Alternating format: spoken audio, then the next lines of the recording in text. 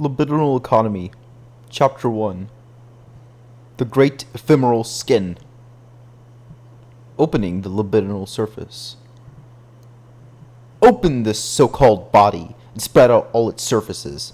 Not only the skin with each of its folds, wrinkles, scars, with its great velvety planes, and contiguous to that, the scalp and its mane of hair, the tender pubic fur, nipples, nails, hard transparent skin under the heel, the light frills of the eyelids, set with lashes, but open and spread, expose the labia majora, so also the labia minora with their blue network bathed in mucus, dilate the diaphragm of the anal sphincter, longitudinally cut and flatten out the black conduit of the rectum, then the colon, then the case come, now a ribbon with its surface all striated and polluted with shit, as though your dressmaker's scissors were opening the legs of an old pair of trousers. Go on, expose the small intestines, alleged interior, the jejunum, the ileum, the duodenum, or else, at the other end, undo the mouth at its corners, pull out the tongue at its most distant roots, and split it.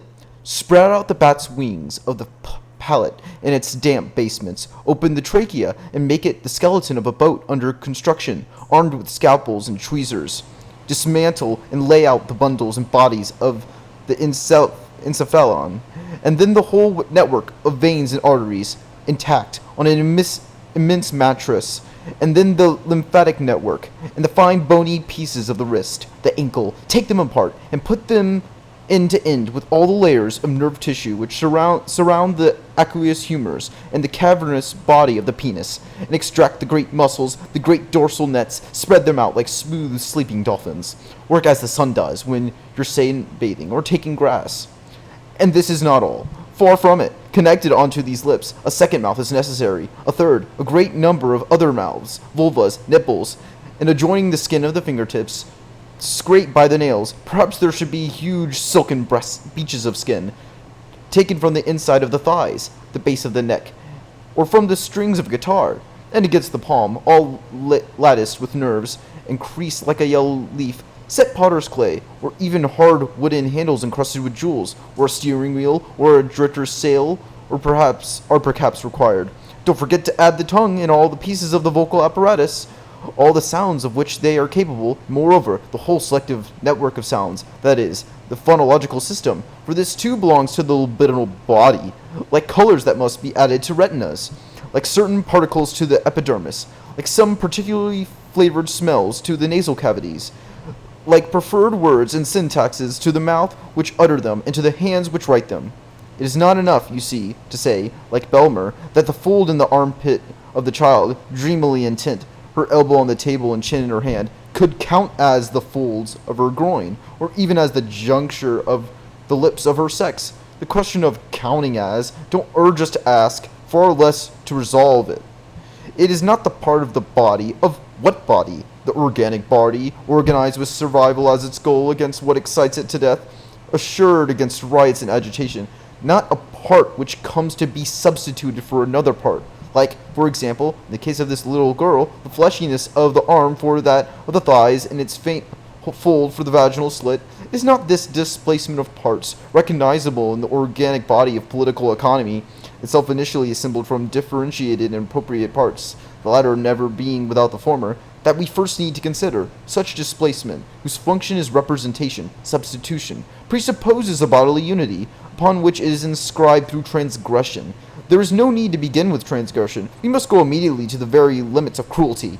Perhaps the dissection of polymorphous perversion, spread out the immense membrane of the libidinal body, which is quite different to a frame.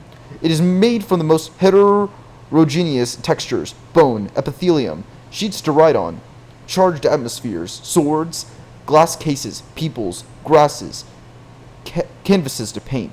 All these zones are joined end to end in a band which has no back to it, a Mobius band, which interests us not because it is close, but because it is one-sided, a Mobian skin, which, rather than being smooth, is on the contrary, is this topologically possible, covered with roughness, corners, creases, cavities, which, when it passes on the first turn, will be cavities, but perhaps on the second, lumps. But as what turn the band is on, no one knows, nor will know, in the eternal turn. The interminable band with variable geometry, for nothing requires that an excavation remain concave. Besides, it is inevitably convex on the second turn, provided it lasts. Not got two sides, but only one, and therefore needs neither exterior nor interior. It is certainly not a libidinal theater, then. No density, intensities running here and there, setting up, escaping, without ever being imprisoned in the volume of the stage, auditorium. Theatricality and representation, far from having to be taken as libidinal givens, a fortiori metaphysical, result from a certain labor of the labyrinth in the Mobian band, a labor which prints these particular folds and twists, the effect of which is a box closed upon itself, filtering impulses and allowing only those to appear on the stage which come from what will come to be known as the exterior, satisfying the conditions of interiority. The representative chamber is an energetic dispositif. To describe it and follow its functioning, that's what needs to be done. No need to do a critique of metaphysics or of political economy, which is the same thing, since critique presupposes and ceaselessly creates this very theatricality. Rather be inside and forget it. That's the position of the death drive. Describe these foldings and gluings, these energetic vections that establish the theatrical cube with its 6 homogeneous faces on the unique and heterogeneous surface. To go from the pulsion to representation, but without allowing oneself, in order to describe this implantation, this sedentarization of the influxes, without allowing oneself to suspect facility of lack, the trick facility of an empty ulteriority, of a zero whose silence is about to be shattered by the demand which disturbs it. Demand. Already speech, then? And addressed already to something? Yes, to this other. And by something, which is therefore already able to speak? Yes, whether in gestures, tears, fury, the infatuated suckling's torpor, injections, as they say. So that with this trick of the demand and the zero's silence, well, it remains only to inaugurate the theater and power, and set them to work. The theater of power which satisfactions will dupe the desire originating from this alleged lack itself. Quite the contrary, it is necessary, we will come to this later, to describe the business of the cube, starting with the opened and exposed band of the libidinal body, according to the unique face without verso, the face which hides nothing. We should not continue to confuse the closure of representation, that sarcastic discovery, that sham dropping of the scales from our eyes, by those thinkers who come and tell us what is outside is really inside. There is no outside. The exteriority of the theater is just as much its interiority. Don't mix up this sad piece of news, this cangelism, which is only the other side of evangelism. This wretched news that the artifact bearers running along their little wall behind the backs of slaves who are bound and seated at the bottom of their cave do not even exist, or what amounts to the same, that they represent themselves are only shadows in the cave of the sunlit world, reduplication of sadness. Don't go confusing this crestfallen message in the labyrinth and the representation of an eternally closed theater with our Mobian labyrinth skin. Single-sided patchwork of all the organs, inorganic and disorganized, which the libido can traverse. For however well it is closed upon itself, it too, like a good Mobius band, is not at all closed in the sense of a volume. It is infinite, and contrary to the representative cube, intensities run in it without meeting a terminus, without ever crashing into the wall of an absence, and to a limit which will be the mark of a lack. There is nothing but nothing the libido lacks in reality, nor does it lack regions to invest. The slender and very dark finger of her left hand, which, in a conversation, the young woman, anxious because she is afraid of what she believes to be your erudition, passes over her eyebrow, while in the other hand she pulls out a cigarette. Here is the real region to invest. One can die for it. One can give all one's organicity, one's ordered body, one's functional arrangement of organs, one's memory of organs, one's socio-professional status, one's supposed past and one's supposed future, one's agenda and one's intimate theater. One can feel like playing very dearly, exorbitantly, for this finger which is like the engraver's stylus in the whole orbital space, cranial, vaginal, that engenders around the eye. And it is not because it is prohibited that it is invested. not because it is represented beyond a stage set and because one hasn't the right to climb onto the stage, but because one desires to climb up there and seize it. The libido never fails to invest regions, and it doesn't invest on the rubric of lack or inappropriation. It invests without condition. Condition is rule and knowledge.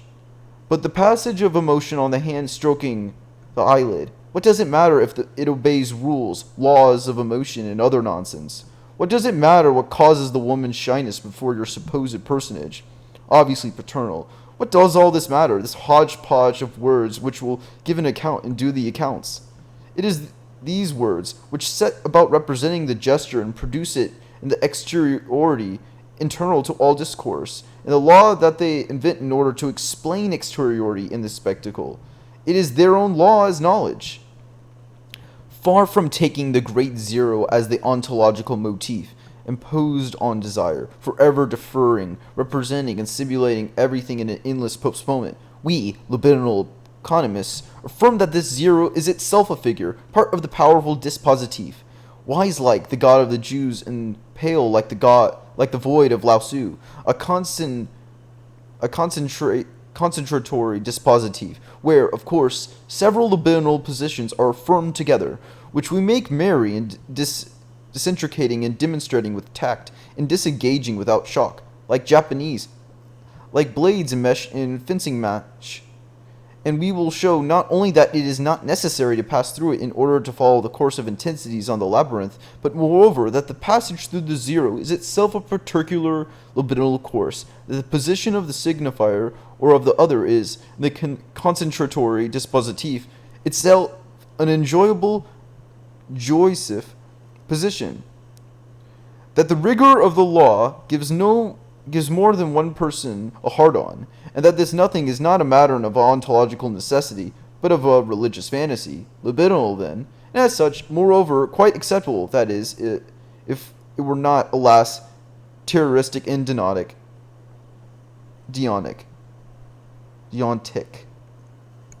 We must model ourselves as an affirmative idea of the zero. So we re-begun the critique of religion. So we re-begun the destruction of piety.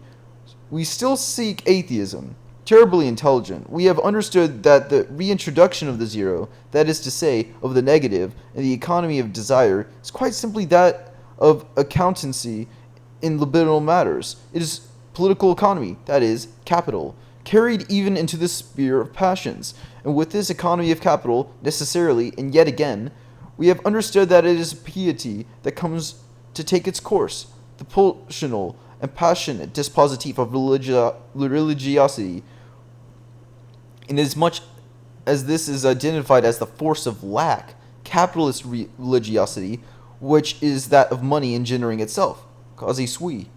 And therefore we are doing politics. We desire that the force of lack collapse, that it degenerate. We love and we want all that affirms that this zero not only does not engender itself, and no more is it engendered by another force. The force of labor, Marx supposes, but once again, exactly as lacking, effaced on the surface of the societal stage. But most of all, that questions of engenderment are entrapped. They bear within them knowledge and its answers, all which strike you as incredibly funny. No, we do not subordinate our anti-religious, that is to say, anti-capitalist politics to knowing what the origin of meaning, that is to say, what surplus value really is.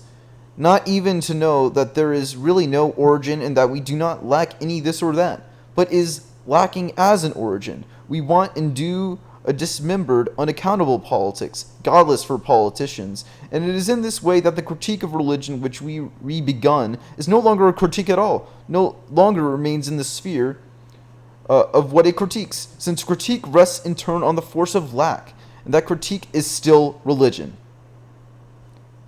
Pagan theatrics. We desire the atheism of the libidinal band, and it cannot be critical, that is to say religious, then it must be pagan, that is to say affirmative. We have therefore to leap over two frontiers, that which separates the political from the apolitical, but also that which separates the religious from the secular.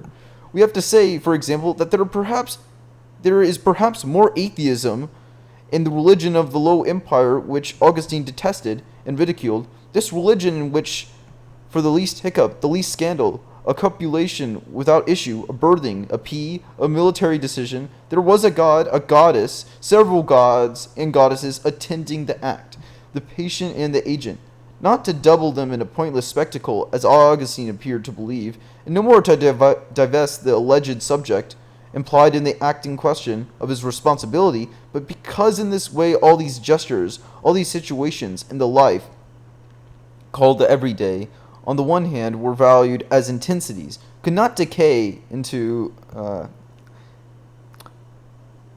and on the other hand, did not have to be connected by a paradoxical, dialectical, arbitrary, terrorist link to an absent law or meaning, but on the contrary, being self-sufficient in their self-assertion, never failed to be affirmed as singularities. The divine was simply this self-assertion. Perhaps nothing is closer to what happens on the libidinal band than the parody that classical theology makes of this popular religion, half skeptic, half stoic, of late Rome. It is in any case, if we are unjust in its favor, much more atheist than the discourses of science, of politics and critique, of our contemporary liberators of desire, women, children, blacks, Indians, spaces, and the proletariat, liberators whom we love, and who, moreover, we too are. Between theatrical theology and the Judeo-Christian, who today still governs the critique of religion and political economy, there is no opposition between a eulogy to the divine in the world and a hymn to God at the expense of the world in absentia. There is the difference between the two dispositives of pathos. This is where Klosowski begins. I probably pronounced that wrong. On his advance, let us listen to Augustine discussing the disjunction made by Varro between a fabulous or mythic theology and a civil or political theology. The Christian takes the example of the nuptial coupling, and if Virginessus is among those present, to see the untying of the virgin's girdle, and Symmachus, to see that the bride is subdued to her husband, and Prima, to make sure that, when subdued, she is pressed tight to prevent her moving. If they are there, what is the function of the goddess Pertunda? She should blush for shame and take herself off. Let the bridegroom have something to do for himself. It would be most improper for anyone but the husband to do what her name implies.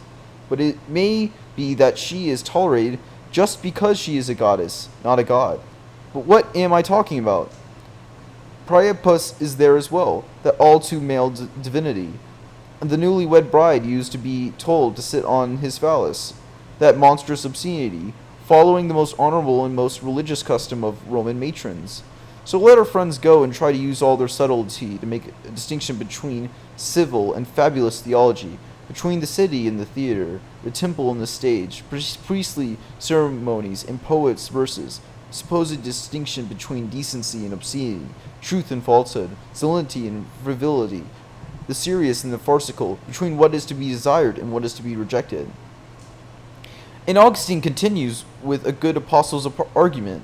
If Varro works in such a way that the respective representatives of the divine on the theatrical stage and the social stage are, after all, indiscernible, is because already the certainty fills this pagan that only natural theology is true, that of the philosophers, meeting Plato, and therefore of Augustine, meeting Christ.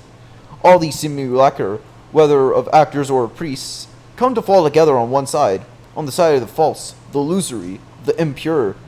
The new limit is set up to separate all that, which is appearance, from the essential, which is pure and vertical. What is Augustine thereby doing? He believes he has furnished with the theater. He invents it, reinvents it after Plato and the others, restores what the adherents of Symmachus, Prima, and Pertunda had demolished. That is to say, the devaluation of the here and now, its subordination to the other. He reforms voluminous theatricality and repeats the dispositif, which the auditorium is ignored, in favor of the stage, and the stage devoted to the representation of exteriority left behind at the doors to the theater, and then judge non-theatrical once and for all. But popular Veronian theatrics do not present this distribution of functions in its scenography at all. If the young bridegroom provoked Virginius to strip the girl from the young woman he was about to deflower, how can it be imagined that it could be that indecency, foolishness, and falsehood? Is it not obvious that Virginesses is the name borne by the impatience of the Desiderans in the Virgo, equally astonished and expectant, yet full of amazement? Also the untying of the girdle in order that it be released, and superimposed the formation of another knot in the process of being tied between her arms, her shoulders, stomach, thighs, her introitus, and her exitus. Virginesis is a cry forced out by all this at once, a cry made of several incompossible cries. She opens up, he takes me, she resists, he squeezes, she gets loose. He starts and stops, she obeys and commands. This could happen impossibly. Supplication in order, oh, the most powerful thing of all flowering through them. Do what desire desires, to be its slave. Connect, I give you a name. And for each connection, a divine name. For each cry, intensity and multiplication, brought about by experiences both expected and unexpected. A little god, a little goddess, which has the appearance of being useless when one looks at it with globulous, sad, Platonic Christian eyes, which in fact is of no use, which is a name for the passage of emotions. Thus every experience gives rise to a divinity, every connection to an inundation of affects. But Augustine passed into the camp of the great Zero, and so already understands nothing of all this. He wants and calls for resignation. Abandon the libidinal band, he says. Only one thing merits effect. It is my own Zero, my other. It is through him that all your emotions come. You must give them to me. Go, leave them with him. Render them unto him. He will buy them back from you, the Redeemer.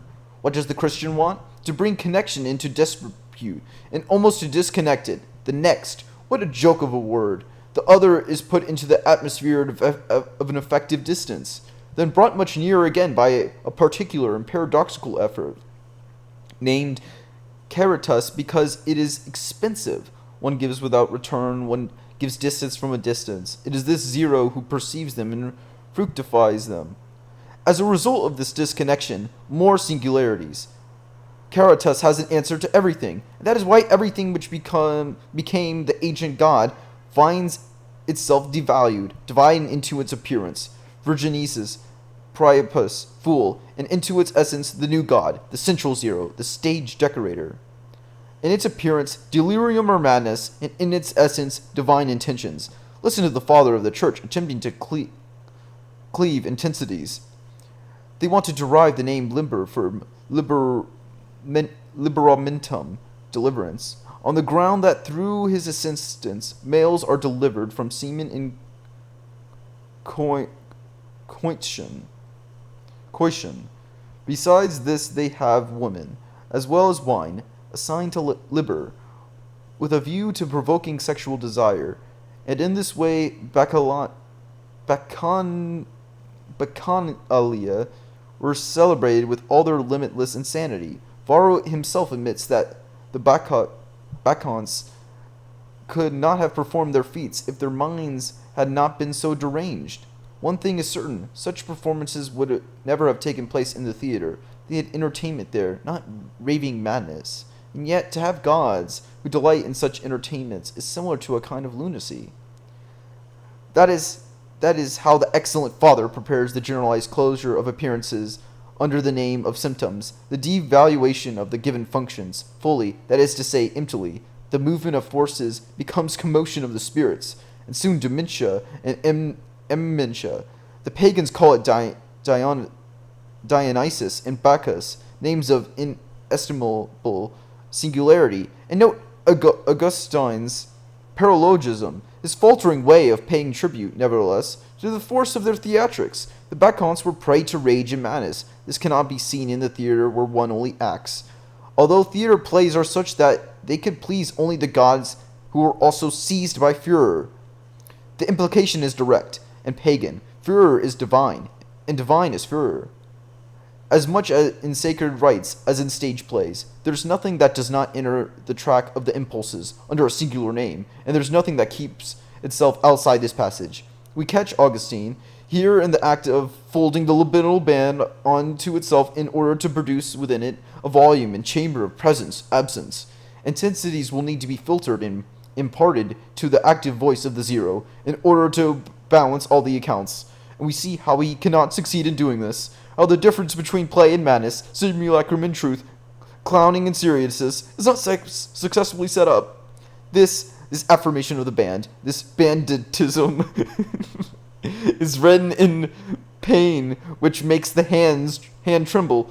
Let's listen to it. This is certainly more important than what is said. This pain is not a sadness or loss of force, but the opposite. It is stamped with an expenditure of important quantities of energy employed to make something bearable which is not bearable.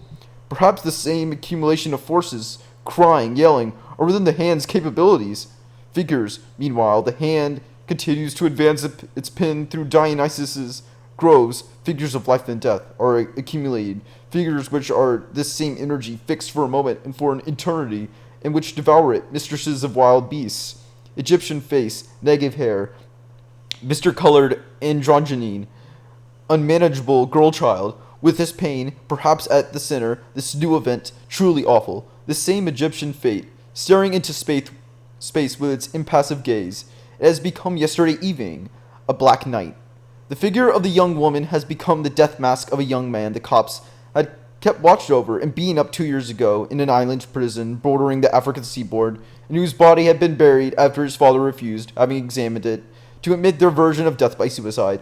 It is this same force, this same narrow forehead, big nose, a little crooked, and the third great identifying feature of the Abyssinian type, the same fineness of the jaw, and he spoke all the time while she kept silent. He yielded, escaping to his death and looking for it through floods of words, speaking like a Negro, multiplying the ambushes of words, but his speech was so soft, imperious, that it was followed by visible effects, just like physical actions. If his death could have exploded as his words exploded into palpable transformations, when he was his body, to make of this death his active body again, transformer.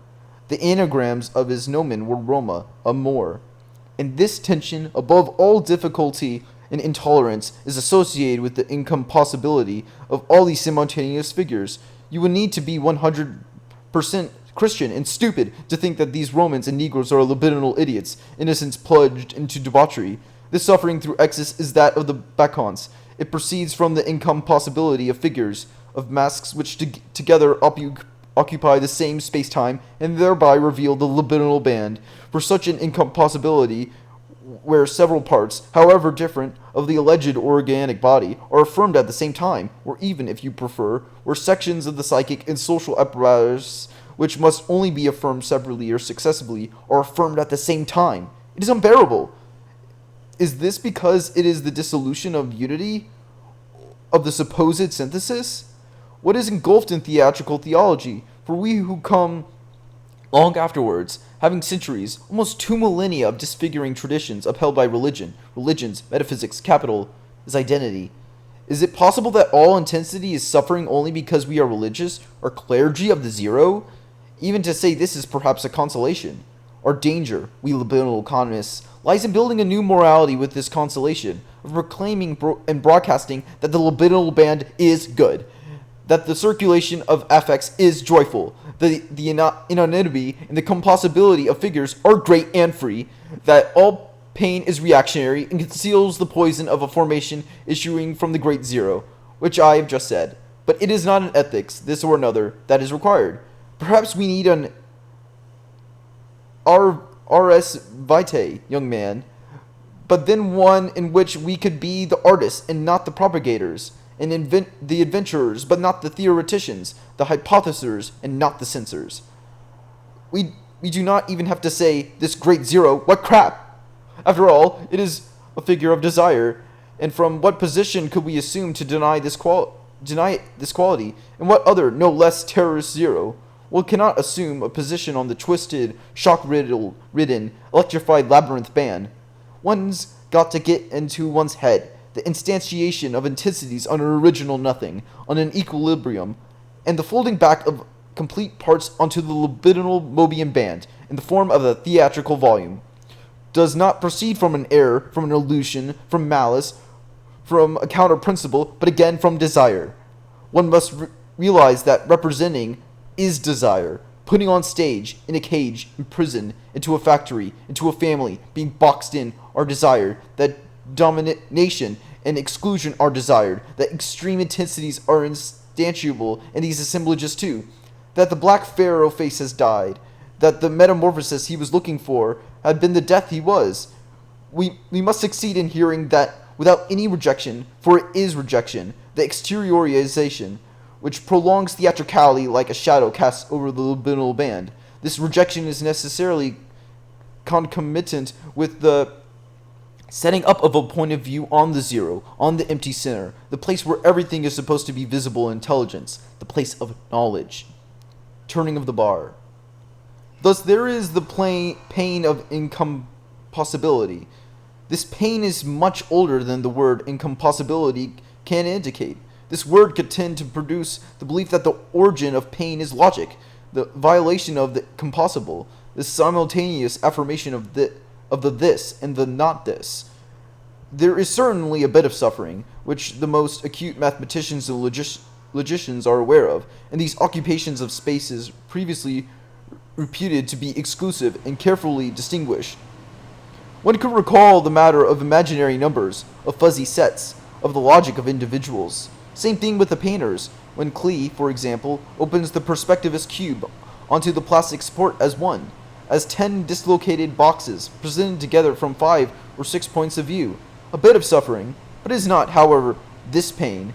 It is like its negative. It is this pain announced au contrario in the spaces of non-pain.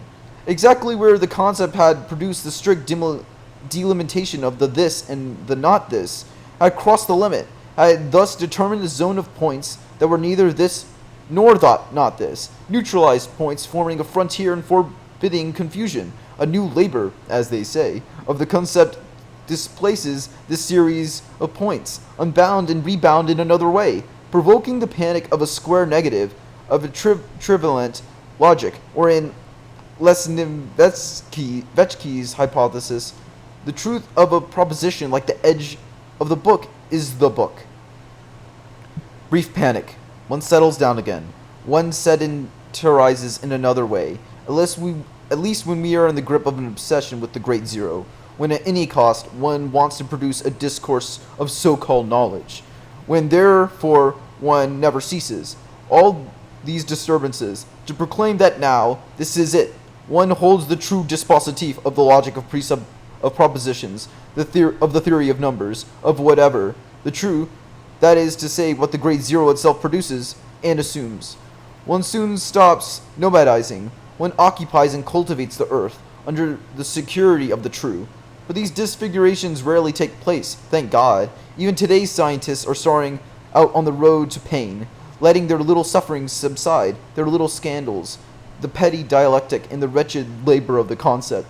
They know that this is deception itself, that what works is not the concept, that the concept is capital which pretends to work, but which determines the conditions of labor, delimits the outsides and insides, the authorized and the prohibited, selects and valorizes, invests, realizes that the concept is trade, but that the movement, the strength of trade, is not the concept, this wretched little suffering of the academic radical socialist.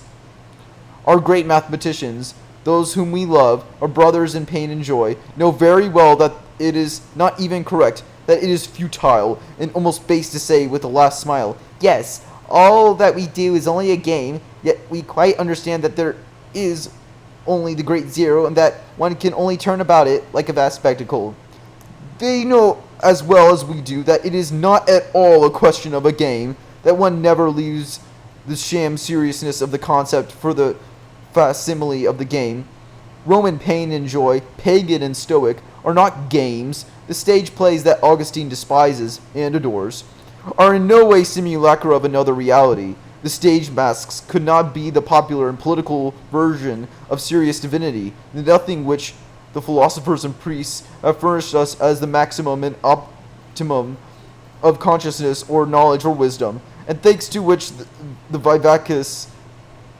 viv- viv- vivacious and deadly intensities that shoot across us shall be discredited. This nothing. It is their desire that produces it. It is not it that produces their desire. These intensities do not in any way proceed from illusions of changing investment on the immobile circle that surrounds the nothing, but on the contrary, they can engender this as the center of a concentratory disposition, also called the proper body, ego, society, universe, capital, the good Lord. The thought of the great game, game of desire, and game of the world, is still a little sad thought. That is to say, a thought. It remains entirely instantiated on the zero, and from there it makes this effort, supreme forethought, to say to itself, this, all that happens on the periphery, on the circle, is nothing but the transit of intensities, turn in internal return. It says to itself, I am nothing but thought, that is, the nothing of nothing, which turns around outside, and so, to be, I have only to place myself as well on the circumference, turn with the intensities, act as if I loved, suffered, laughed, ran, fucked, slept, shat, and pissed. I thought. May this supreme effort of thought die. Such is our wish as libidinal economists. The pain of incompossibility does not refer to a delimiting, selective, orienting zero. Thought does not precede it. More often than not, what is called thought is what escapes it, is produced as a way out of it. The dispositif of confinement, that is to say, of delimitation and conception, which will produce the exterior and the interior, which will enclose the extension of the concept, which will define places of art, of culture, of production, of politics, of sexuality. This dispositif with its zero can only be engendered by disintensification.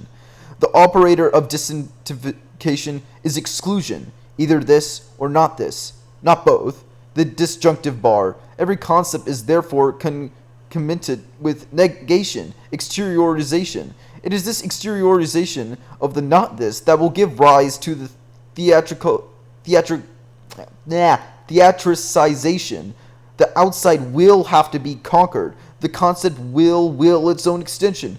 To master what it had left at the gates of its territory, it will set off for war and for labor with Hegel, as previously with Augustine, towards the outside, in order to annex it. In reality, it is pushed into this not only by the demon of confusion, by syncretism, by the jouissance of overthrowing, by the quest for intensities, but by flight in the face of this pain of incompossibility that we are talking about. What anguish in these limits, in these devaluations followed by exclusions. How they are loved, these exteriorities. Hence voyagers, ethnology, psychiatry, pediatrics, pedagogy, the love of the excluded, inner, beautiful negresses, charming Indians, enigmatic Orientals, dreamers, children, enter my work, in the spaces of my concepts. All this is theater. It is the white innocence of the West in expansion, base cannibalistic imperialism.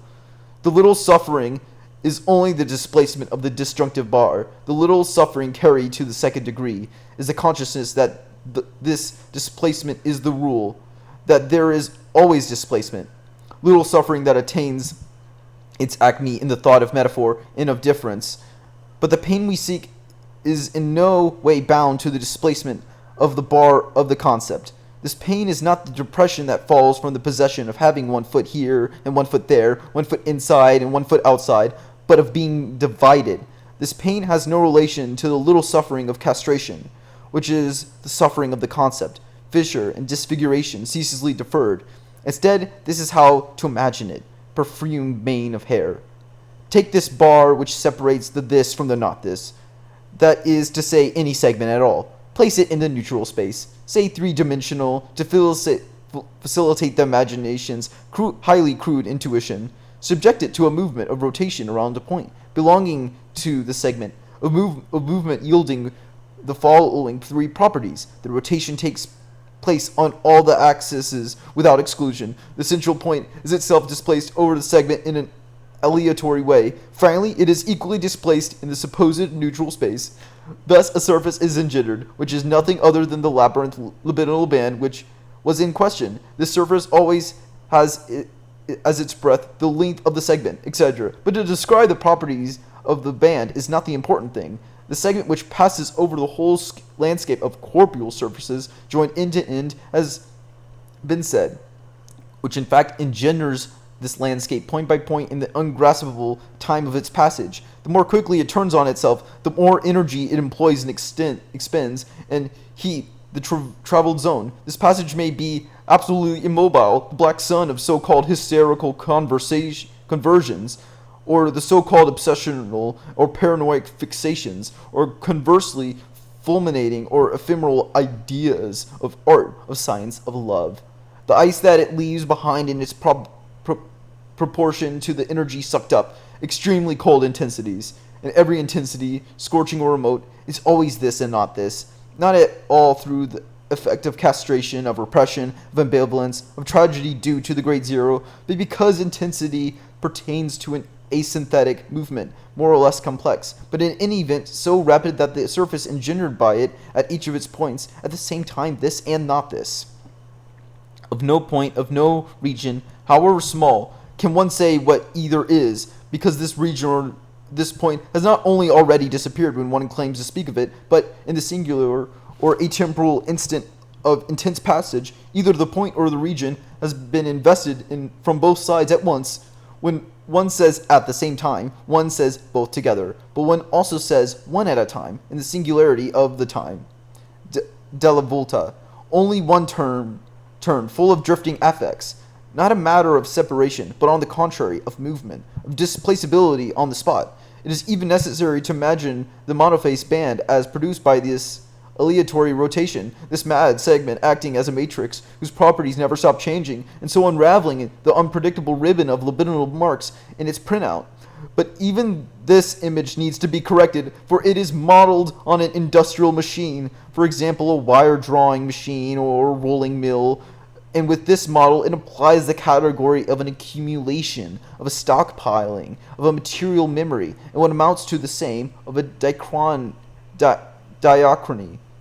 For example, you could, I think, modify in an incessant and arbitrary way the norms of extrusion or rolling, and you would still obtain bars or wires with necessarily variable properties. The fact remains that they remain, that the marks of variations are inscribed on these objects and transform them into monuments of a past activity, into means of determining an activity to come. They thus open the space of an upstream and a downstream in production, of cumulative diachronic time, of a capitalizing history. And beware, because with the instrument, the machine, you are already right in the zero. With the rules of the disjunctive segment in its libidinal journey, being singular, produce no memory, the segment only ever being where it is in a ungraspable time, a tense, and therefore what was previously journeyed through does not exist. Acephalia, time of the unconscious. Duplicity of signs.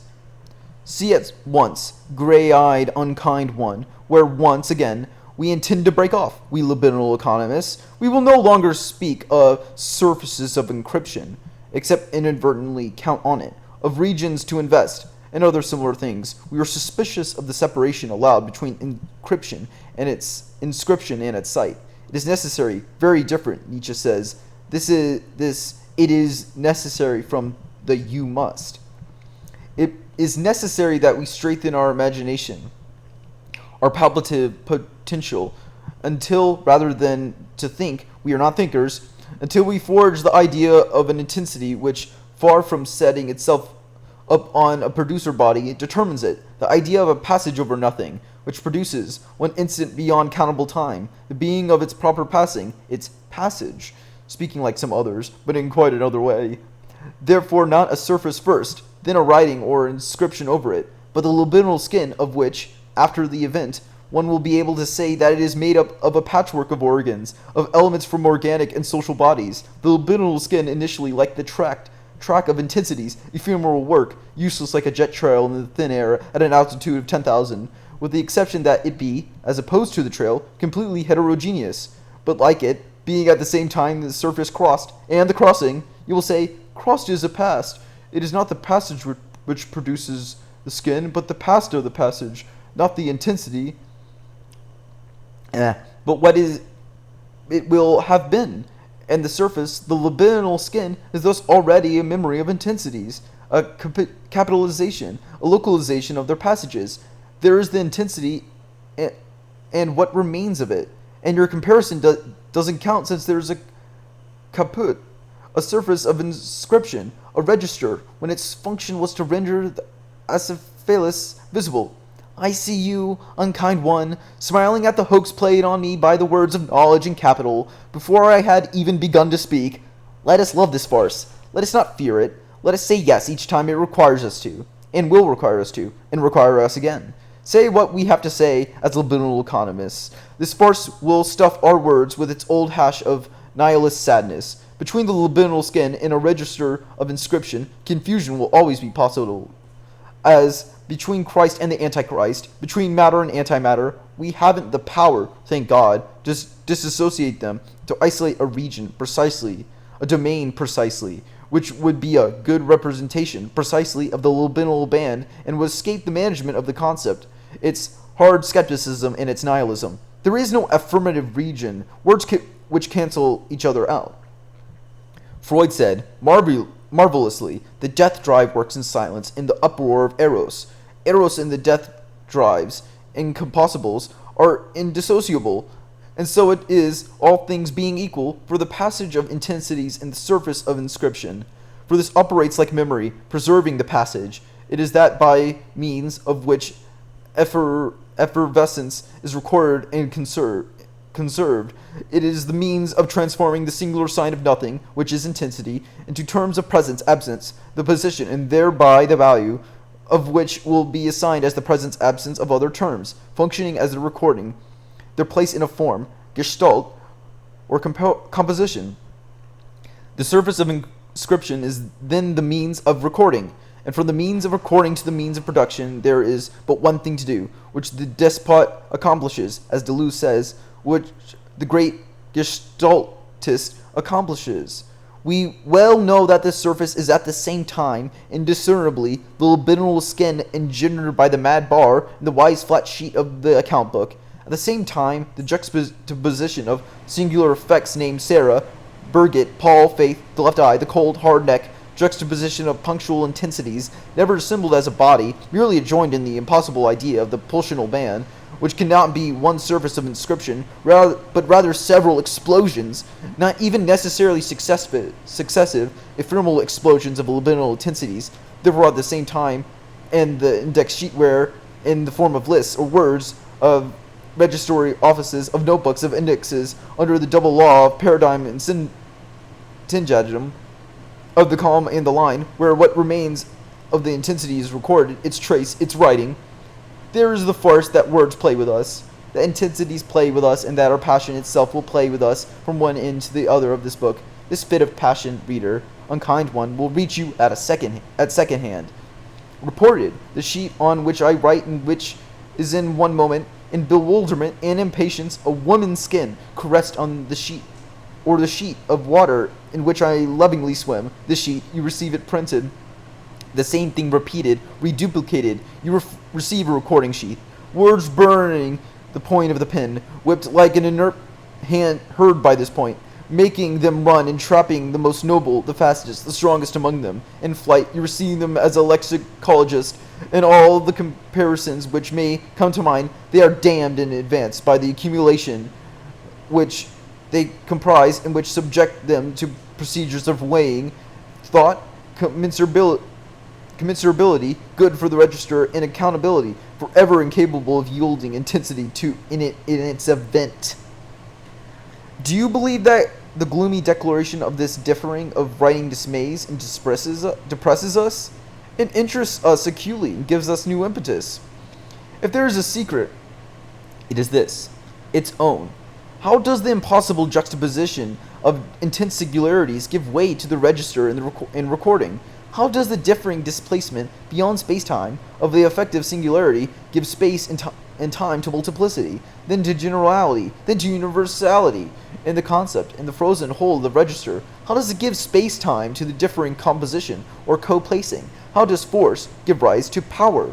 How does searing affirmation become circumscribed around a zero, which, inscribing it, annihilates it and assigns it meaning? This is our great interest. political interest among others, since this is the entire political question. And the hows that we address to it are not whys. The why is galling, nostalgic, treacherous, always nihilistic.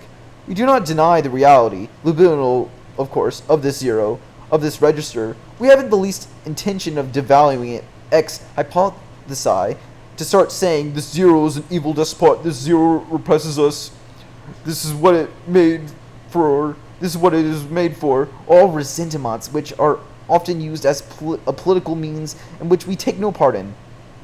Once again, which interests us, the sign in the Glasgowskian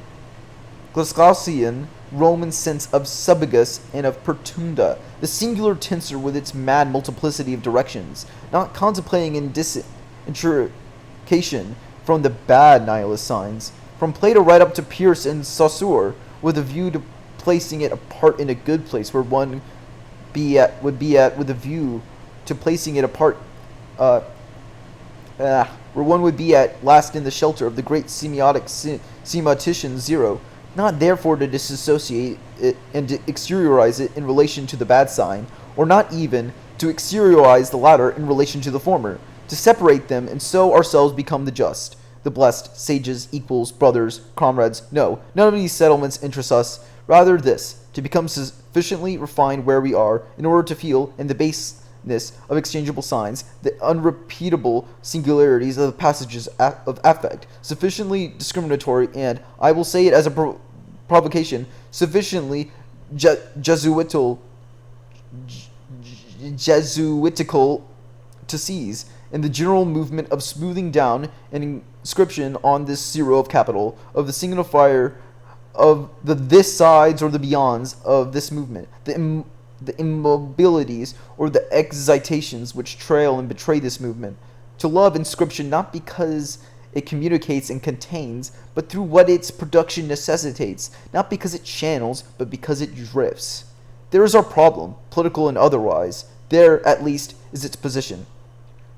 Theatricality without reference, masks revealing no face, unless it is a mask in its turn. Names, beware of the capital letter, from a history which is not society's memories, names which would be their amnesia, but always inseparable from this excess of the Apollyon appearance, the Dionysus inseparable from the great light, not as its opposite, but as its nuclear night, the singularity always placed in the paranoiac order of the universal. And in this sense, it is not a revolution we need, it is one revolution, and one more.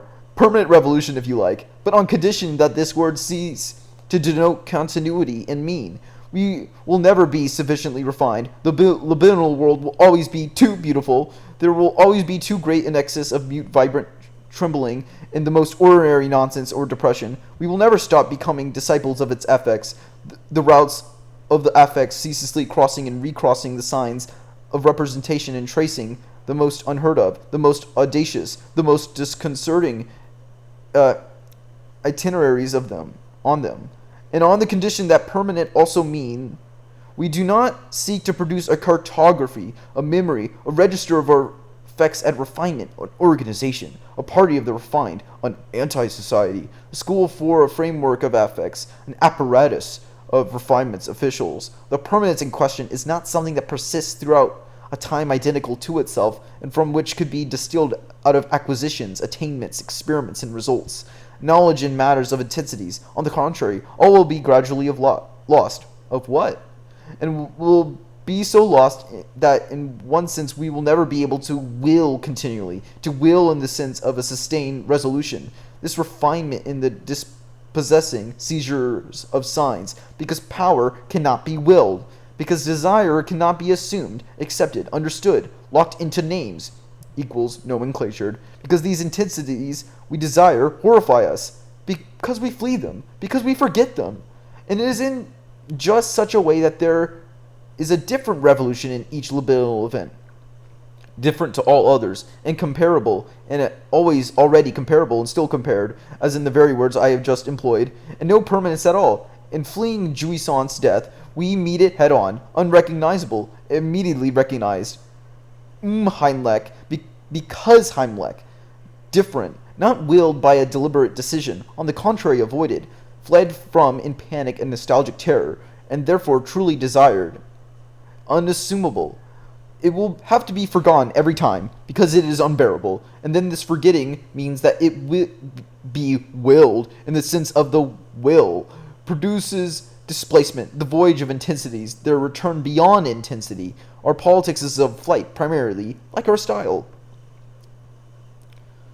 Deduction of the voluminous body. Caress raging over the neck, place where the blouse stops, where the skin begins, or indeed the inverse, frontier or fissure. No, it is rather the region of transmutation from one skin into a different skin. The dark, flimsy cotton is a skin. Elbow lodged like liquid in the palm, middle finger revolving in lightly effacing fold of the blue and white small of the arm. A fissure here, again? No zone of passage of a change of surfaces. What is expressed in these regions? It is stupid to reduce them to a symbolism of the feminine sex. Are they imaginary entries? Entries to the imaginary? The beginning of the theater? The entry to the theater? The theaterization? The theaterization of the libidinal surface? No. At the outset, one passes in front of the entry without going in. The long finger effaces the first illusion, that there is a fissure, thus an inside if it is penetrated. Yes, you are not a theater in which my part will play. You are not the limit. Penis sheet in the vagina will be a particular case of an incessant, maniacal, and totally unforeseeable assemblage of parts of the great monophase skin. Force is amassed on these lines of contact, which, thanks to its abundant investment, spread into new surfaces of so-called inscription. This afflux is the event. Meanwhile, beneath the sleeve, the hand cups the thoughtlessly folded elbow. By the action of this hand itself, the gaze remains lost, but becomes dark and starts to look within. This within is this. The force which was lodged in the eyes escapes them and runs towards the small of the arm. Will this be to undo this contact with the digital skin, or to dash it at and cross it? A third, busy speaking to him, sees nothing. When? How does this ribbon start to become voluminous? Is it language which, through its referential function, gives it destiny in the presence of absence? Is it the eye that hollows surfaces into versos, and immediately behind them the continuity of the rectos? But what is language? What is the eye? Entities of thought? Concepts? What function can they have? So-called perverse polymorphism, really simply diverse, is endlessly displaced from infancy over a surface without holes. There are no holes, only invaginations of surfaces. That is why when we cut open, we affirm only that which is the vast coiled skin, where slits are not entities, wounds, gashes, openings, but the same surface, following its course after a detour in the form of a pocket, front folded back almost against itself, as in Stalingrad. Diverse polymorphism is aware that there is no hole, no interior, no sanctuary to respect. The child, this Western phantasm, the child, that is to say desire, is energetic, economic, non-representative. It is absence, rupture, or breakage, or loss, or the disconnection of an expart of the libidinal skin, which will give rise to a voluminous place, to the theater, to the substitute side, to the interiority put in the place of exteriority, of the thing lost.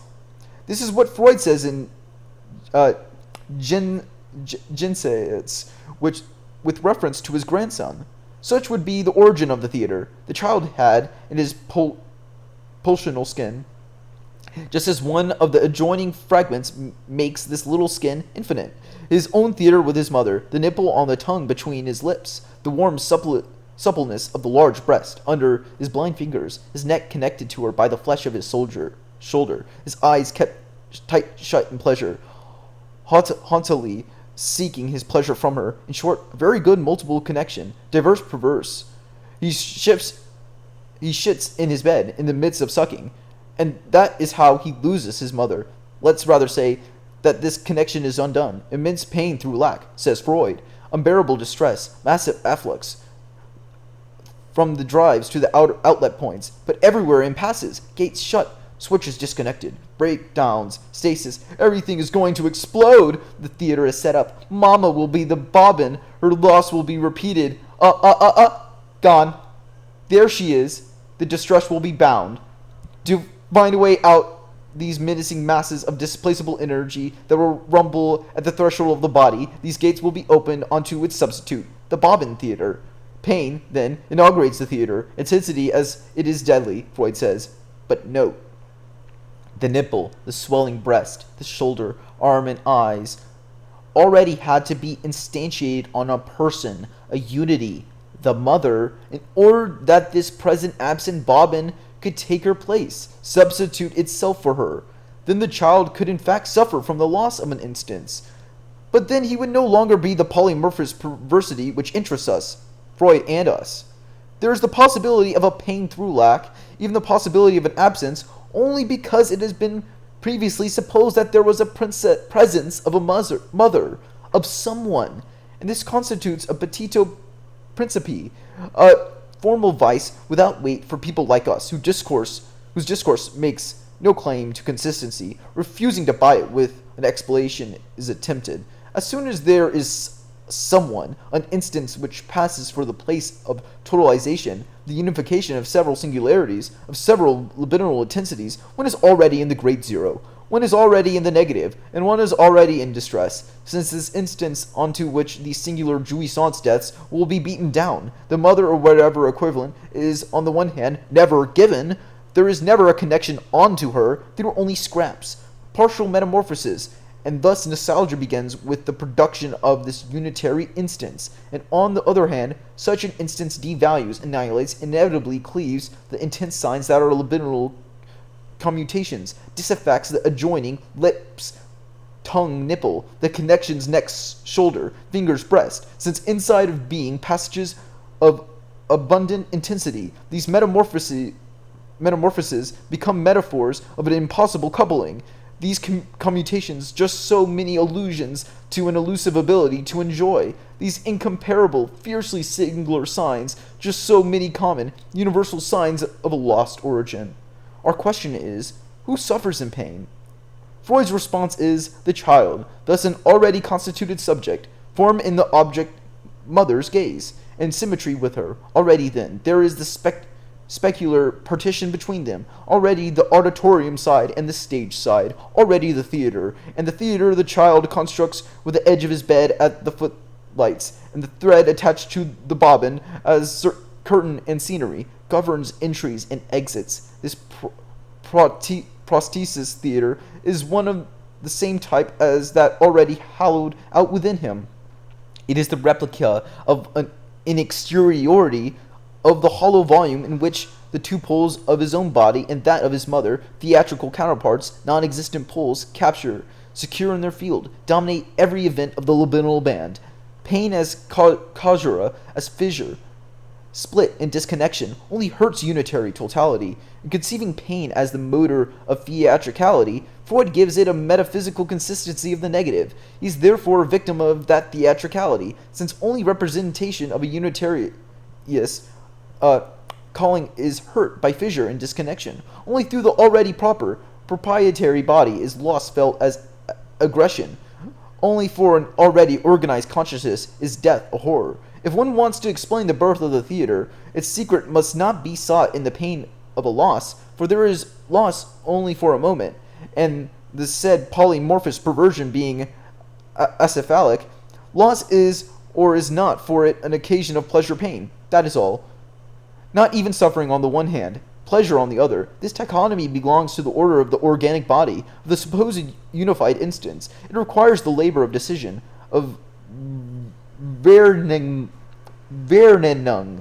which satisfies the pleasure principle in spitting out what harms and omitting only that which does good. The pleasure principle being just as much the reality principle, since to spit out is to separate the painful, expelled into exteriority, and the pleasurable, conserved in interiority. We must sweep aside all these wonderful little fables which presuppose what they are intended to explain, the formation of the duality, of the substitute sign, of the interior theater redoubling an exterior reality, and reciprocally, and therefore also the formation of the caesura, wound, fissure which made their way to the interior. All these fables, and Jinsits, and Die Vernung, already placed in the duality of the zero, of the one, of the proper person, object, or subject, of the ego, and of intensity, of jouissance, of pain, of both together, it is necessary that the attempt be made to describe the circumscription of a theater where there had been flat skin, affirmatively, energetically, without presupposing lack, when this would be under the name of pain. Now imagine this: ermine gash. The turning bar slackens its pace. The mad, aleatory movement which engenders the libidinal band is sufficiently checked so that this and the not this, confused by its extremely high speed in all the points of the field, now distant, are sometimes the this, sometimes the not this. Here it is now it's gone. Here it is, fort da. The bar becomes a frontier, not to be crossed on pain of confusion, sin against the concept, transgression, stupidity, madness, primitive thought. The bar becomes a boundary, the boundary of a stage. Over there the not this, here the this. End of dissimulation, beginning of value, and of ambivalence. For to go from the not this to the this, it will now be necessary to pay. It will cost a great deal to have the not this over there, to pay to enter over there, to get on stage, to have the manner of being what one is not, prosthesis, which supposes negation. And time also begins with abatement. Now this, now that, repetition, and so also memory, synthesis of the now, of the no longer, of the already more, already to be renewed, since temporal poles are from now on held in exteriority, in relation to each other, at the same time that they are composed on either side of what separates them. Montage and the stage in narrative time. What is this abasement? A cooling, a lowering of intensity, a withdrawal of investment? Yes, all that. Influxes are displaced, the bar will be turned further off. It is not the mother which the child loses, it is the lips-dimple connection which now appears as a connection, from now on as a paradoxical juncture of two zones, of a this and a not this, when this was never a synthesis, but an intense libidinal zone. The child loses nothing, he gains a mother, and the mother a child. The this and the not this are put in place under the name of complementaries, whereas the movement of the segment, by slowing down, sediments them, centrifuges them. The concept, time, negation, ambivalence come with the weakening of intensities. Representation supposes that the stars are not dead, but indifferent. Desiderum. The constellations do not shatter. Nostalgic desire, the wish, the wunsch, begins with the decline of libidinal economy. Duplicity of the two pulsional principles. Why does the movement of the bar slow down? We know nothing of this. There is no answering the question why, which implies precisely nihilism in thought. We turn this question around. We say, when it is turning intensely, know why. Your why itself results from it turning less strenuously. It is recuperative and nostalgic. The movement of the bar slows down because, and then this because is intensified. Then the not this will start to be advanced into account for this. Then the space of the nihilism of reasons is opened up. For example, those I have just given. Thus the theater comes with the concept. The bar stops turning. On the contrary, it circumscribes.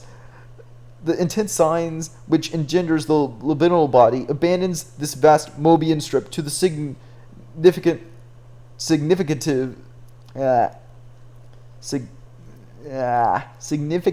sign. The singularity of a passage or a voyage of affects is herded, closed up into a communicable trace. Whether this trace is communicable, or whether this sign is amenable to systematization, or whether the opposition which conceals but in what space-time, the irrelevant difference is permanent. All this refers to the duplicity of signs, already noted, but this deserves a much more refined analysis. First, that means that there is no notable difference between a libidinal formation and a discursive formation, insofar as they are both formations. Gestaltlugen, a libidinal dispositif, considered precisely as a stabilization and even a stasis or group of energetic stases, is examined formally a structure.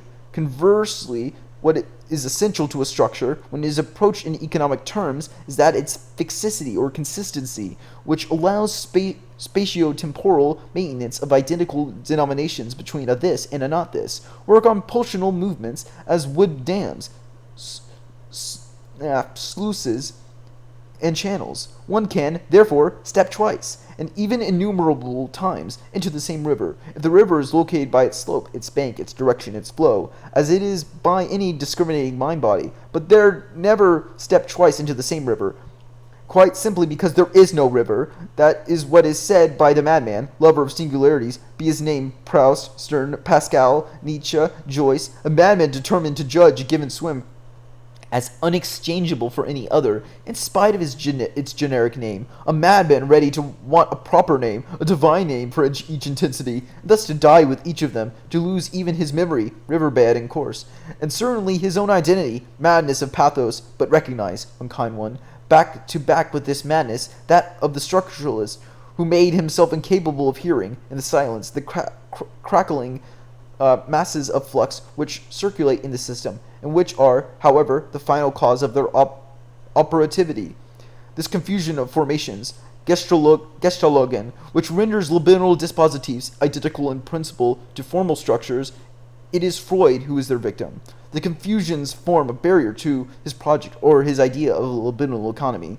If ebbing intensities stabilize themselves into configurations, if affects are distributed according to the vast matrix dispositives, along which what Klaussowski calls phantasma, into voluminous bodies, into simulacra, and equally, therefore, into fixed organizations of elements of the formerly libidinal skin, become organism, psychic apparatus, or whatever you like of this kind of thing, then it is certain that Eros can live happily together with Logos.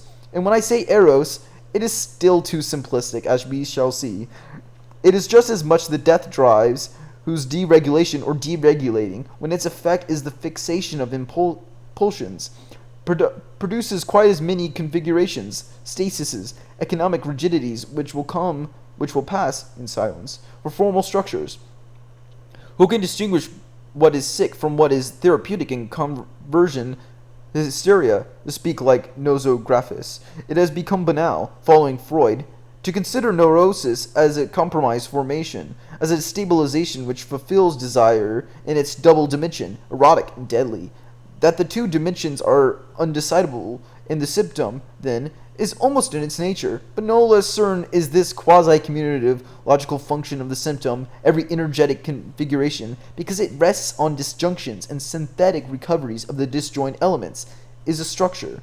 The symptom, or at least the syndrome, will be able to be read, analyzed, and reconstituted as a structure, a stable composition of elements, tense passages, tensors, are then no longer singularities. They take on value as elements from the continuation, from their opposition to a metonymy without end. The unconscious is structured like a language. Let's speak of it in this way. That's all it demands. It is, in fact, and is only so when intensities are in decline, when the incandescence of the bar makes way for the glow of what is discriminating, when the dream is exchanged for the dream narrative, when the traveler has just lain down and sold images for an ear which would relieve him of them. To discriminate instances of eros from those of death by specific effects is to believe that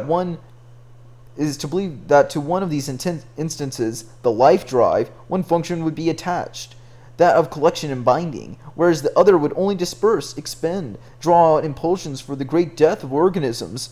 This is once again to presume too much of binarism. It is to accept the return of the concept in the midst of its dissolution. If one, and only one function, is assignable to each instance, both instances of life and of death will always be identifiable by their functions, and effects by which will always be instantiated precisely, sometimes on life, sometimes on death, but always in an unequivocal way. Although one might well protest that the signs from which these inductions or instantiations are brought about are equivocal or at least polysemic, and that on them the rivalry, or just as much the connivance of death and life is played out, it would still be the case that one concede in principle the essential, in admitting for each instance the unicity of its function, and again therefore the possible identification of the instance by its function. But in terms of what the 1920 text says, if Freud introduced the instance of the death drive, is precisely in order to keep not only such a sign, but libidinal economy in its entirety in the shelter of the concept and of binarist discrimination. It is not at all a matter of cleaving the instances in two. This is the so-called labor of the concept. It is, on the contrary, a matter of rendering their confusion always possible and menacing, of rendering insoluble the question of knowing whether particularly gestral tongue is an effect of life rather than death. If a particular flood, pulsional unbinding, is suicidal rather than therapeutic from the point of view of the apparatus which engenders it, whether on the contrary, a particular stasis, a particular fixation, a particular crystallization of a stable dispositif is amenable to palliative,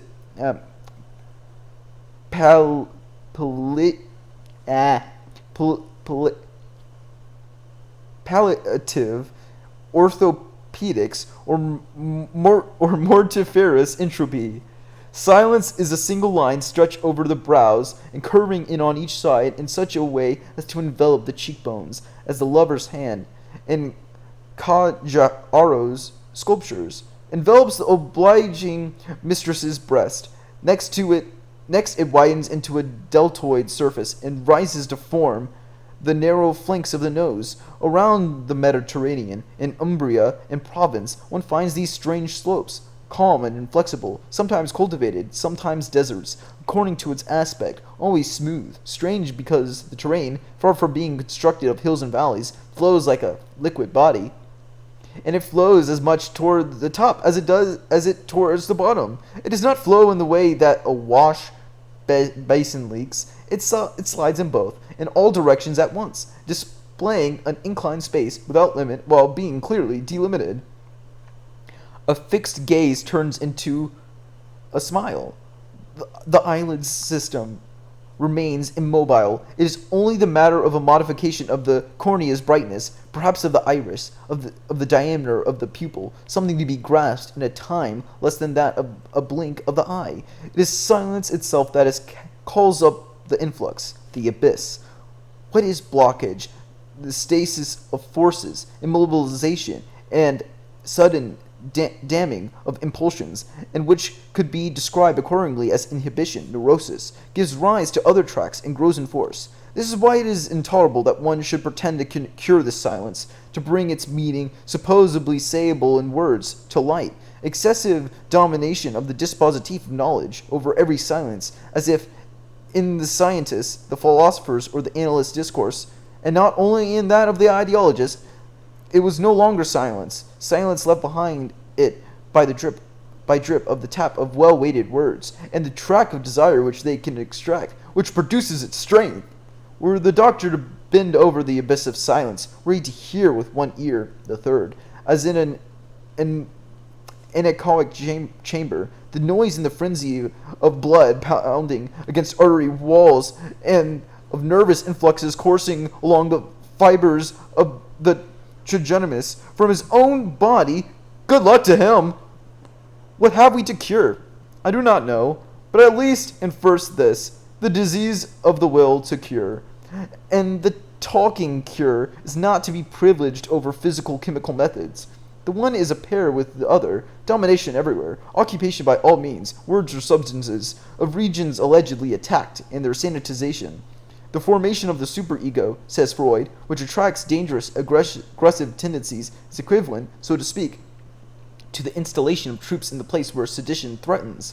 Gaze of an eye, slow, thoughtless, fixed, and then in a flash the head pivots so that there is no more than a profile, Egypt. The silence which settles around it extends to large patches of the libidinal band which, it appears, are the property of its own body. These zones are also silent. This means that heavy flood tides continuously, noiselessly, surge toward their own regions or come from these same regions, along the length of the inclines. No need to try land. This silence is not blind. It does not require that one make certain of what comes about through a language, even one of hands or skins. We love the language of hands and skins, but here it would be unsuitable.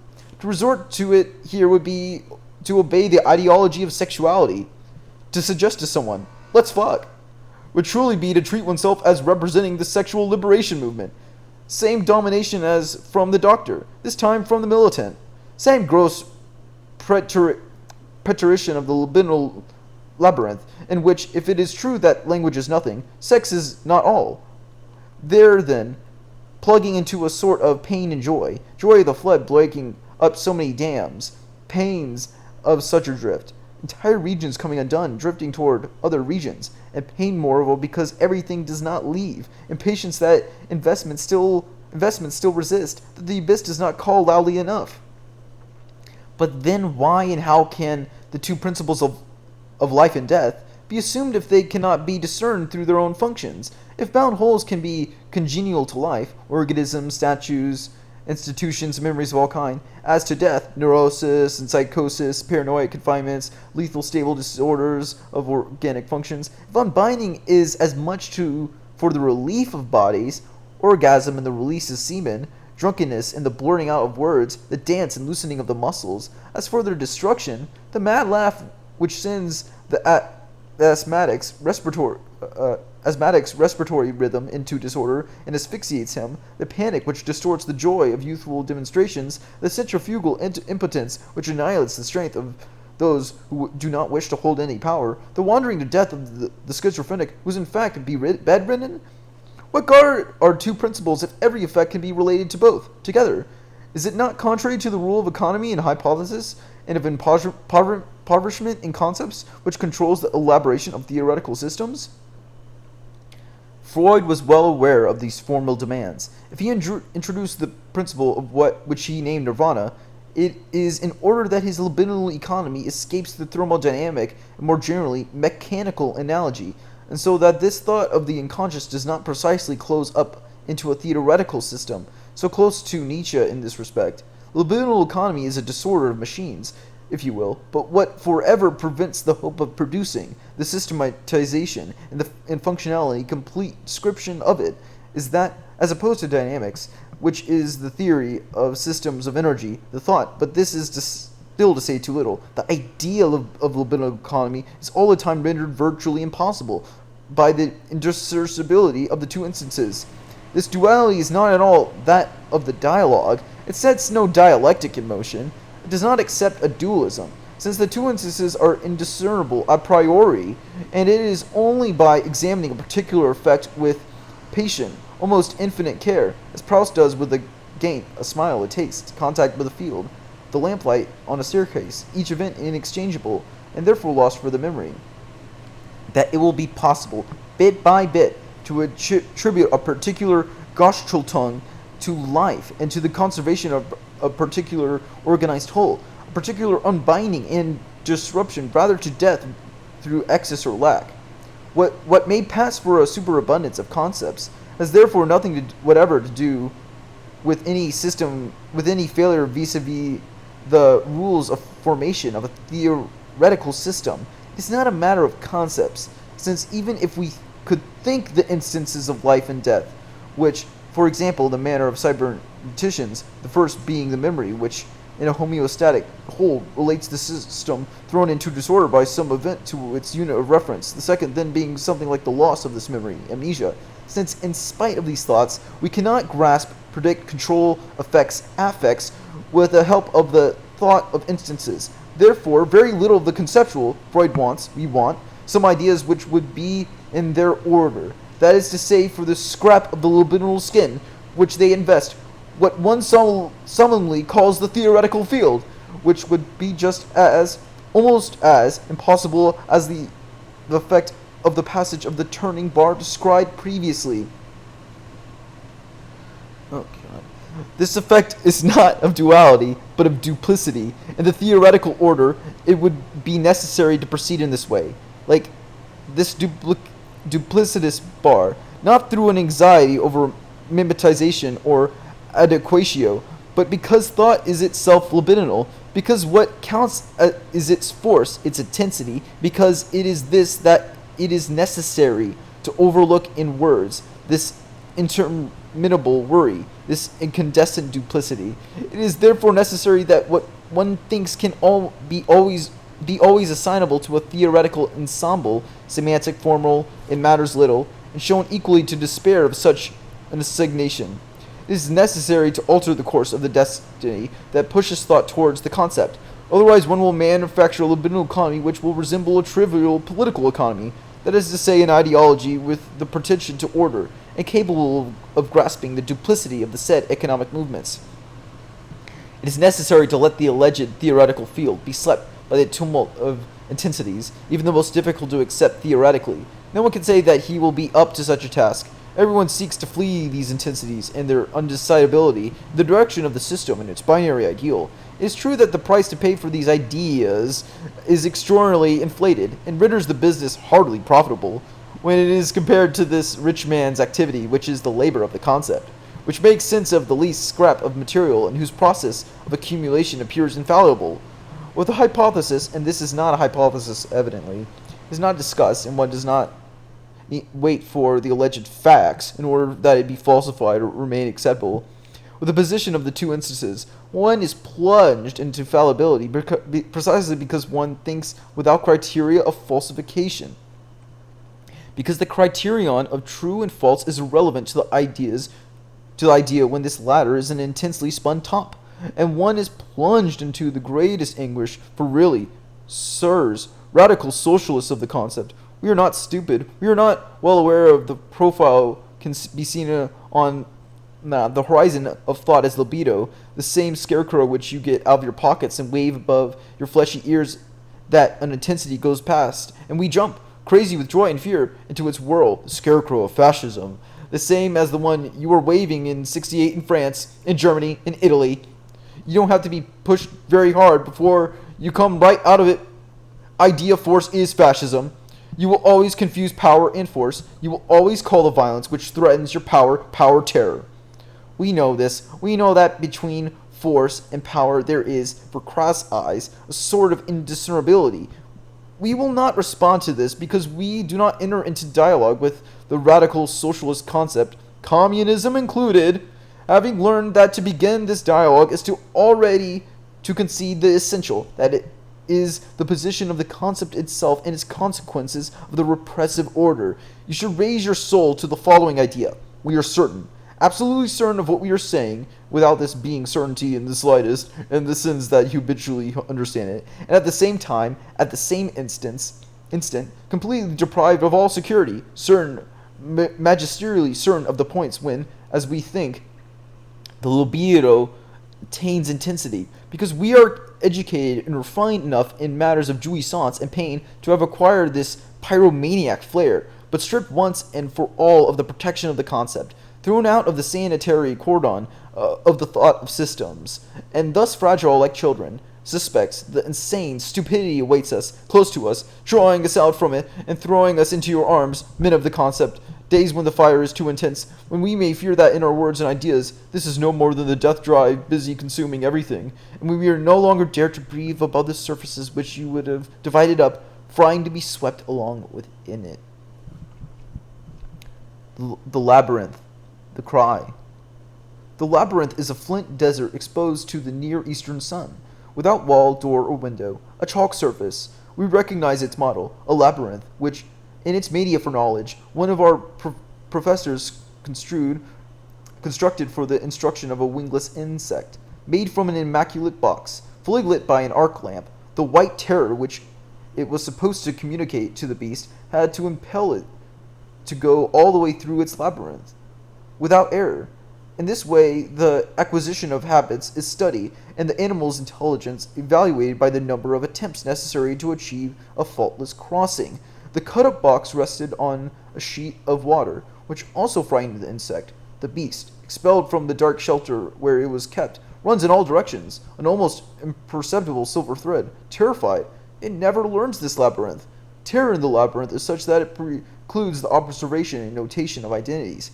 This is why the labyrinth is not a permanent architectural construction. It is immediately formed in the place and at the moment. On what map? According to what calendar? Where there is terror. The labyrinth, then, does not exist, but there are many labyrinths in it as terrifying emotions, whether or not they are felt.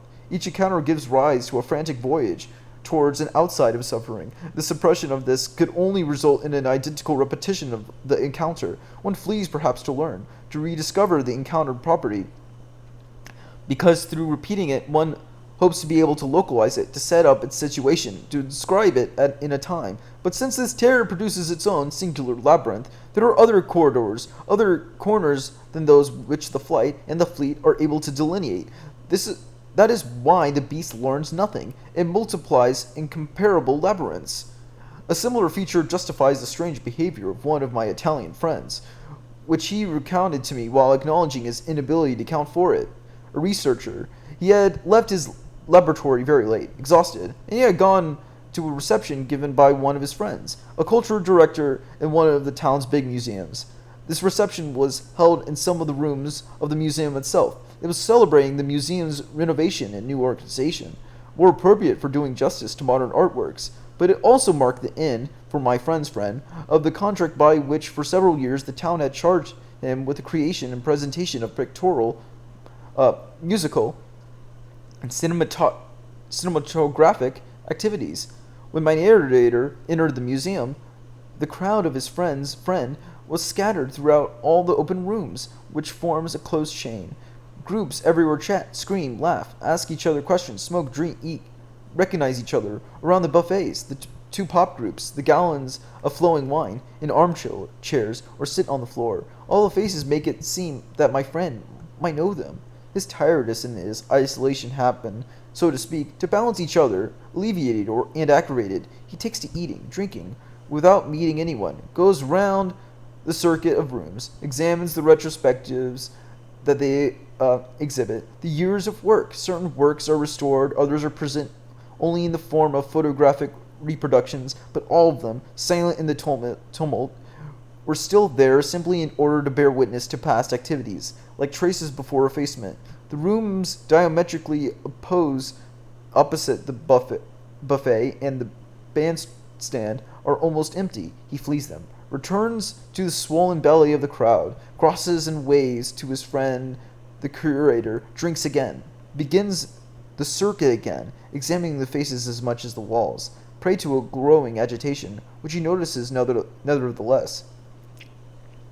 It is on this second circuit that he recognizes, on a wall, a face, recently photographed at the time of a Warhol exhibition, in front of the series entitled Marlin, a Medicore cliché in black and white, like a line drawing, exaggerating the harshest values, in front of the grid formed by the series of the actress's portraits, themselves just a painted cliché. He's brought to a halt by the face of a woman who, some years previously, had been his mistress. She was turning towards the lens, with affected surprise, her mouth half open, as if the photographer had called to her just what she had looked at the picture.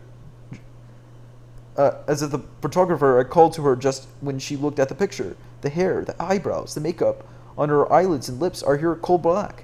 The glistening of the irises and pupils is faithfully rendered.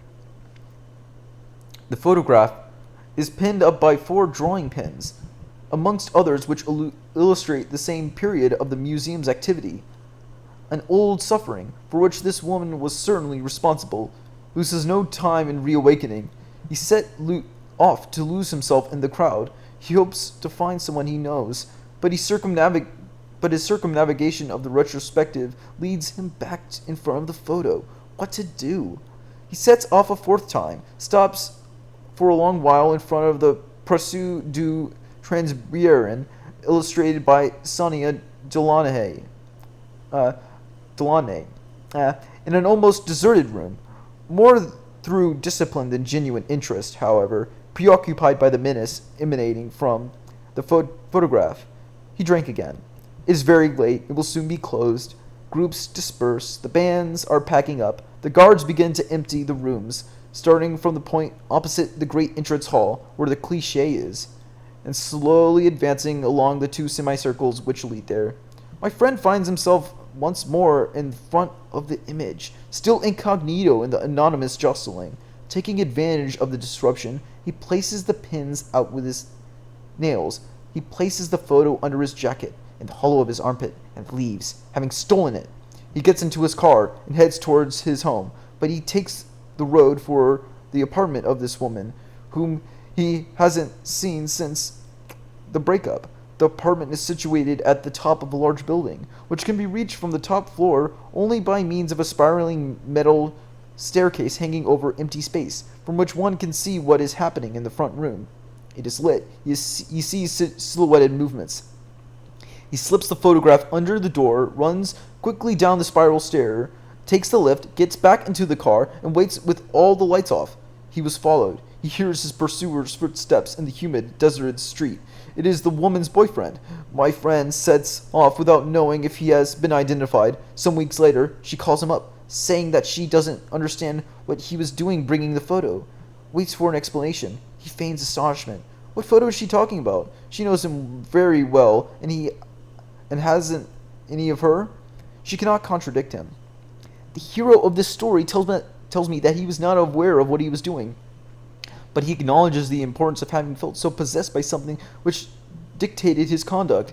We know no better than he, but the effect of powerlessness must be remembered. If one wants to eliminate it, the theft and the restitution will be interpreted as significative signs. For example, my friend wants to suppress even the duplicata of a past suffering, and also, in delivering this facsimile to the woman, he wants to start up with her again. It will then be said, this is ambivalent. This is why it was intense. We seek no why, and judge ambivalence a little platitude. In the labyrinth of the museum, my friend, the wingless insect, had an encounter. He began the circuit over and again, several times. Each time, he loses his way in front of the photo. He learns nothing. He flees the image, but finally takes it with him. The image opens a second labyrinth, that of the town streets, the corridors and staircases of the buildings. The second encounter takes place in this other labyrinth, which grows disconcertingly from the encounter in the first. The delivery of the photo puts an end to the second labyrinth, and to the suffering of which it is the effect, in which was encountered with the first. The ironic denial of the telephone marks the dissolution of the third labyrinth, originating somewhere, perhaps in this woman, from the recollection of the photograph. A fourth out labyrinth may then be opened onto the listener, but no, nothing of the sort happened, it appears. Unless the fact may be my friend had told me this event and that I am publishing it would have to be considered as a third encounter, opening a labyrinth of which I am ignorant even of the material form which it might be made. In any case, none of this can be decided. No one has the power to draw up the map of the great film. This, seen from the outside, but it has no outside, would be some kind of monstrous beast whose constitutive parts would change according to unforeseeable modulations, would appear and disappear with the same terrifying ease as virtual images on a screen. It would still be necessary to imagine that the succession and nature of these images were not determined by real images inscribed on the film. More generally, let's imagine that neither the so-called contents nor the technical procedures permit the synthesis into a story, into a doctrine, into a style of the fragments of the film joined end to end. It would then be impossible to construct a single time to contain and organize the monster of images. Even the recurrences suggested by certain schemes would remain ignored. Each occurrence would be expected as a present and innocent effect, and there would be nothing monstrous about this assemblage, which would exist for neither a mind nor an eye.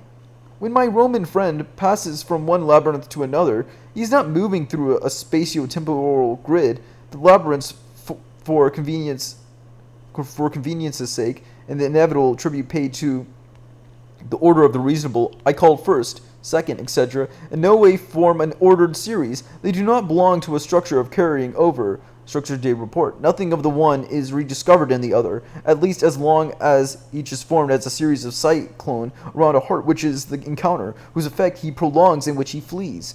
Each of these mazes is closed. At the same time, it is an undecidable expansion, closed in that it has no crossover point, nor any point in common with the other terrifying cyclones. As to its expansion, this would be in proportion to the effective force of the encounter. It must not be said that the encounter takes place in the labyrinth. The labyrinth issues from the encounter. There are only encounters, each tracing at full speed around itself a multitude of transparent walls, secret thresholds, open grounds, empty skies in which each encounter flees from itself, overflows itself, is forgotten, or is repeated, ceasing then to be an encounter. This latter does not return, does not reproduce itself. The insect's terror is unique. new every time. Nothing is inscribed. A complete layout of the unconscious needs to be constructed in order to succeed in imputing it to the responsibility for the return of the same. It must be supposed that its effects are subordinated to a system on which identities, or which amounts to the same thing, differences could be identified. The pulsions are stupid exactly to the extent that they do not repeat the same effects. Therefore, they invent. Invention is a triviality of time. In The Theologians, Borges imagines two heresies by non-repetition. One is the act of certain sects called histrions, of whom he writes. They reasoned that the world would end when the number of its possibilities was exhausted. Since there can be no repetitions, the righteous should eliminate to commit the most infamous acts, so that those who will not soil the future and will hasten the coming of the kingdom of Jesus. The other heretics, belonging to the diocese of Aurelian, affirm that time does not tolerate repetitions. The admonitions of this new doctrine. Do you want to see what human eyes have never seen? Look at the moon. Do you not want to hear what humans have ever heard? Listen to the birds cry. Do you want to touch what the hand has never touched? Touch the earth. Verily I say that God must create the world anew. We're too much affected and metaphorical to be transcribed. So the labyrinth ceaselessly invents and effaces itself. The first heretics he cites profess and practice the patience to have done with it. But however much they affirm that nothing repeats itself, if they can hope to be precipitate the coming of the promised result in committing, and thus eliminating, the most infamous acts, it is that they think that the quantity of evils is not innumerable, and that a backwards count may be taken up somewhere else, at the end of which the truth will be attained. Their ethics is an algebra of the primacy of the negative. Jiao would belong to this heresy. But can both the heresy of singularity and the heresy of acceleration be sustained at the same time? Does this latter not require a sort of memory, a catamnesia? But the heresy of singularity must exclude even catamnesia, which supposes that there is an end already assigned to history, and that the future exhausts itself entirely in maneuvers proper to removing whatever delays this end. These maneuvers are not perverse, since their infamy is at last concentrated into the negative, on the immaculate mystical body of Jesus. Such a theology we say to be as wretched as Hegel's. It remains within the dialect of good and evil, hardly caricatured and rendered amusing. The phenomenology of mind has 96 images per second, a 33 RPM record of the Phaedra switched to 78. But that the earth must always be touched for the first time, the moon be seen, the bird be heard, as the other heresy professes, that is harsh in another way. My Italian friend would adhere to this sad innocence, as would my friend the insect. Great fears, great loves are not inscriptions on the spatio-temporal register, and continuity or fidelity play no part in them, since there is nothing permanent from one encounter to another, only the singular intensity, opening its own labyrinth each time, always lost, even when we believe we make some sense of it, when, for example, we attribute such an emotion to an underlying support, to ourselves, to a person. This does not entail that fidelity or continuity may not give rise to an intense encounter, but this is as ephemera. There are labyrinths of continuity just as there are labyrinths of treachery and interruption. Let us endeavor not to subordinate anything to anything else, neither permanence to discontinuity, nor the encounter to reliability. This is the strangest thing. I see the theology of the histrions, which I said was wretched, as an indirect, vicious subordination of the ephemeral to the permanent. Octave's relation to Robert and Klosowski's work would belong to this subordination. The laws of hospitality permit, through the prostitution of the mistress of the house to her hosts, the measure of her worth in her husband's eyes. Even if this price is priceless, it necessitates an appreciation, an estimation, the reduction of each strong suffering and sensual pleasure onto a standard of measurement. Oh my God.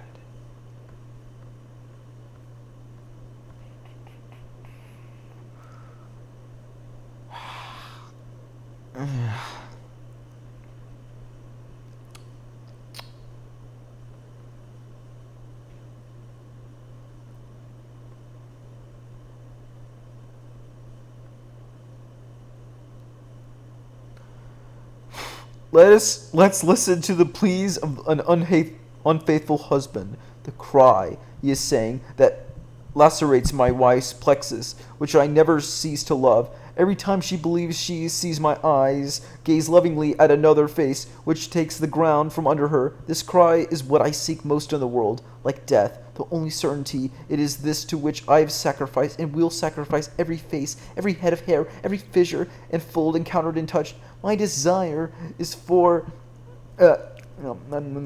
is for precisely such a sacrifice. It is that for this cry, whole populations of cries remain forever unheard, unfailingly and deliberately, populations of pain and pleasure simply abandoned from one day to the next.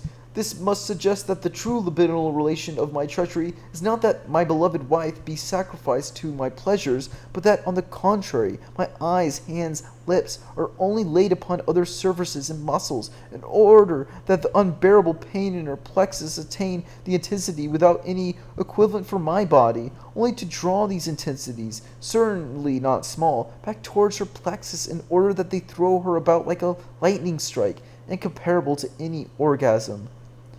This is a bad peroration if the litigant leaves it there. It envelops this Sadian's position, the proprietor's priceless, implying a comparative calculation. It is also the possession of the histrion heretics. Each one of my infamies take place only to hasten my meeting up again with truth and life, love for my beloved male or female Jesus. I deceive only to gain. But who can say without shame and without ridicule that the suffering which he spreads is a means and even a proof of love, and that he maintains power over the directions of intensities?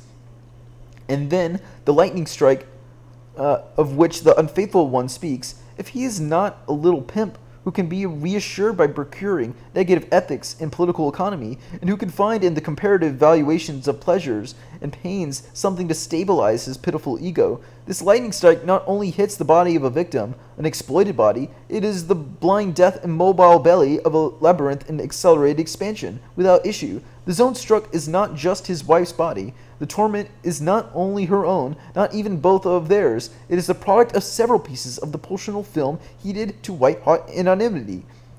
Borges tells the story of a duel to the death between two drunken men, rivals in competition. They have never learned to fight. They choose their weapons from their host's armory by chance. One a dagger with a U-shaped hilt, the other a short-bladed knife, whose wooden handle is decorated with a tree. To the witness's surprise, the struggle proves to be conducted with a knowing precision, not the indiscriminate butchery that was expected, but a meticulous chess game, played on bodies, right up until the final blow. Much later, the narrator learns that these weapons from the duel had belonged to two rivals, gauchos famous for their courage and ability to kill. He concluded that it was indeed they who were fighting, inspiring their bearers. The anonymity of these latter do not exclude, but implies their proper names. It would be only with regard to a central instance, that of a great armorer keeping archives of all the murders committed by his weapons, that of a pimp keeping books on all the jouissances he allots to the prostitute bodies, that another anonymity would creep into the pulsional hand, and that in place of proper names in insane mazes which they signal, one could put registered numbers, consequentially allowing subjects at work to be located, imperceptible but immense, slipping from intentional anonymity to productive prostitutive bureaucratic anonymity. Add this besides to your first unfaithful plea. My wife's cry is not the effect of any cause, whether the dishonor incurred from following from her position as a person, that I subject to through my infamies, as is the case with a Sadian, an octave. I am not the producer, the archivist, the knower of this cry. I do not calculate it. It shrieks over my body at the same time as it does over hers. Not only when I say to her, this is how this other woman is in pleasure. Only when I say to her, this is how... No, not only when on her express will I make her imagine my eyes and my palms stroking fine, excited areas, but also moreover at that suspended moment when the glands receive the distant pulsing coming from the depths of the other's womb. Even there it screams of cruelty, and in this violence there is my wife's pain. This presence is not obtained by comparison. trade, the interplay of the price and the priceless, it presupposes no monetary mnemonic instance of the general equivalent and the possible rescinder of debts. It is not comparative and written into the account book. How this is possible, I do not know. This presence is not therefore that of the same, an instance of neither reference nor difference, be it accelerated by crimes. There is no permanent cry. The permanent is silent because it repeats itself. Its abjection in its cop's or political commissioner's intelligence results from its repeating itself. The cry of your torture victim is not a cry. She cries every time. Her cries open as many labyrinths. If you hear her crying, no, this is not even it. If the cry resonates throughout the labyrinth in which you are lost, it is not because it is at the end like a perverse result. The problem of jealousy must cease to be posed in terms of exteriority, of triangular formation, of penis envy, and homosexual identification. There could be a pulsional jealousy, far simpler, more singular, concerning libidinal economy alone, a jealousy itself dissimulated, for example, the highly coded jealousy that novelists, psychologists, and common sense are acquainted with, that belong to whatever topic, coming under whatever instance, and ending up, of course, in political economy, for example, in mercantilism and in all imperialism. The jealousy of the cry is not, or not only, that of an instance held up to ridicule. It is the relation of every piece of the libidinal band which that piece which desire elects, when they are in affinity. This jealousy is a pulsional call. Force investing itself here wrests a cry, an exaltation. From there, nearby, it seizes all surrounding force. It sucks up all surrounding energy. Jealousy is the whistling made by the leap of force, puissance, suddenly beating down onto an area, or inventing it. And the labyrinth is formed by its flows. By the center, it is ephemeral, like the eye of a tornado. The vulva is jealousy of the thoroughly kissed mouth. So is the mistress of the book her lover writes, the man of the young man's future, the son of the closed shutters, behind which your imagination lets itself go in adventures of reading. The cry which responds in your helplessness, unfaithful one, it is not your wife, nor yours. It's true. It is the noise made on the band by incompossibility of several co-present intensities.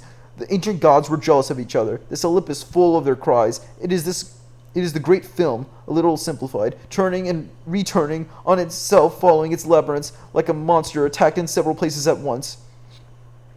There is no intensity without a cry and without a labyrinth. The force which strikes a given surface of the great skin, that is to say, which invents it, exhausts its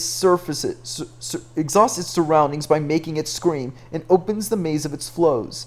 If infidelity makes the infidel cry, as it does the man or woman to whom he is related, it is because their bodies, fragments of their bodies, never cease haunting the areas surrounding the points on which the force beats down. Your body itself, unfaithful one, is jealous of the intensities which your infidelity brings it. It too cries from the energy taken from it, and it cries at the same time as your lover. It is because they belong to the same pulsional surroundings. It is necessary to hear the cry of the insect thrown under the glare of 500 watts and fleeing into the maze. Every labyrinth is traced as flight towards an outlet. There is no outlet. Either one grows accustomed to it, as the professor waited for the beast to do, the way of being accustomed, that is, depression and inhibition, or else through an encounter, in a new cry, another labyrinth, another time opens up. But nobody is the master of encounters. Love is not giving what one does not have. It is having to cry near to areas struck by lightning. My examples are of suffering. They could have been of elation. There are labyrinths of joy, the latter no less mad than suffering, very close to it. Around the armchairs from the marriage of Figaro, Bay Macaras traces some dazzling mazes, where pieces of bodies expelled from their shelters flee and get lost. But by laughing, joying is constructive, concentratory. It is an elation. It is an elevation around a supreme addressee. But incredulous and insolent joy is the laughter of metamorphosis that awaits no one's recognition, enjoys only its docility. It is a horizontal laugh, without assent. But, you say, the encounter in joy engenders no line of flight. On the contrary, it seeks to maintain itself. Doesn't it produce the very permanence you detest? No. Flight is not only from terror. It is not me, you underlying agents, who flee. It is intensity which loses itself in its own movement of expansion. Imagine the universe in expansion. Does it flee from terror or explode with joy? Undecidedly. So it is for the emotions. These polyvalent labyrinths to which, only after the event, the semiologists and psychologists will try to attribute some sense. So you thereby challenge Spinozist or Nietzschean ethics, which separate movements of being more from those of being less, of action and reaction? Yes. Let us dread to see the reappearance of a whole morality or politics under the cover of these dichotomies, their sages, their militants, their tribunals, and their prisons. Where there is intensity, there is a labyrinth, and to fix the meaning of the passage of suffering or of joy is the business of consciousness and their directors. It is enough for us that the bar turns in order that unpredictable spirals stream out. It is enough for us that it slows down and stops in order to engender representation and clear thought. Not good and bad intensities then, but intensity or its decompression. And as has been said and will be said again, both dissimulated together, meeting hidden in emotions, vertigo and reason. Therefore no malaria at all, but rather a theatrics, no politics, rather a conspiracy. We do not speak as the liberators of desire, idiots with their little fraternities, their Fourieresque fantasies, their policy holders' expectations over the libido. We have nothing to do any more with regulating the heraldry of the tragic. The tragic still necessarily presupposes the great zero, prison guard of destinies, mute acculator, Jewish god, or enigmatic locator, Greek oracle. What does the unfaithful one seek in his peregrinations? What he betrays or what he encounters. He necessarily betrays what he encounters, and necessarily encounters what he betrays. Hence his joy and terror intermix, a vertigo which sweeps away the signposts and the directions of the movement, which destroys the landmarks, the egos. It is not the tragedy of a destiny, nor the comedy of a character. It can be presented in this way, of course. No longer the drama of totalization, rather the strangeness of fictive spaces. Escher's waterfalls, whose point of impact is higher than their source. Yay. I finished.